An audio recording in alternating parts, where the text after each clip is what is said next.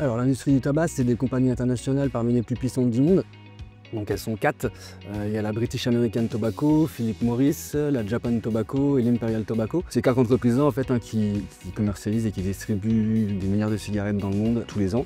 Mais il y a aussi du coup tous ceux qui participent au circuit en fait, de la distribution du tabac. Donc il va y avoir les cultivateurs, les transporteurs. Il y aura aussi ceux qui mènent des actions auprès de l'industrie du tabac pour pouvoir blanchir leur image et valoriser un petit peu l'image qu'ils ont au niveau de la société. Leur principale source de revenus, c'est la distribution de cigarettes, avec 1,2 milliard de fumeurs dans le monde, donc c'est tout autant de cigarettes qui sont commercialisées. Par contre, vu qu'il y a une baisse de la consommation de cigarettes au niveau mondial, l'industrie du tabac elle dépense beaucoup d'énergie pour mettre en place d'autres stratégies pour rendre dépendants d'autres personnes, donc d'autres profils de personnes. Ils ont mis en vente d'autres produits, notamment les puffs, les sachets de nicotine et autres produits en fait dérivés, mais qui contiennent de la nicotine quand même.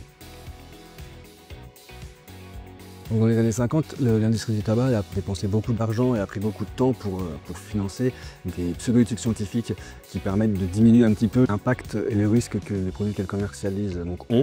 Et derrière, elle mène aussi beaucoup d'actions pour faire du lobbying. Le lobbying, c'est le fait de pouvoir influencer les décideurs au niveau national pour pouvoir favoriser la distribution de leurs produits. Ils mènent donc des actions pour créer une sorte d'illusion d'une industrie responsable et verte, alors qu'on sait que l'industrie du tabac est responsable de 5% de la déforestation annuelle. Donc l'industrie, elle est aussi présente dans les événements culturels et sportifs. Elle est aussi présente dans l'industrie du cinéma et sur les plateformes de streaming. Donc elle essaie de faire en sorte qu'il y ait des cigarettes qui soient visibles à l'écran pour pouvoir rendre visibles les produits qu'elle commercialise. Et elle est également présente sur les plateformes de réseaux sociaux. On sait que la British American Tobacco, elle a dépensé à peu près 1,2 milliard de dollars auprès d'influenceurs, pour que les influenceurs puissent mettre en avant les produits qu'ils distribuaient, notamment les puffs ou les sachets de nicotine.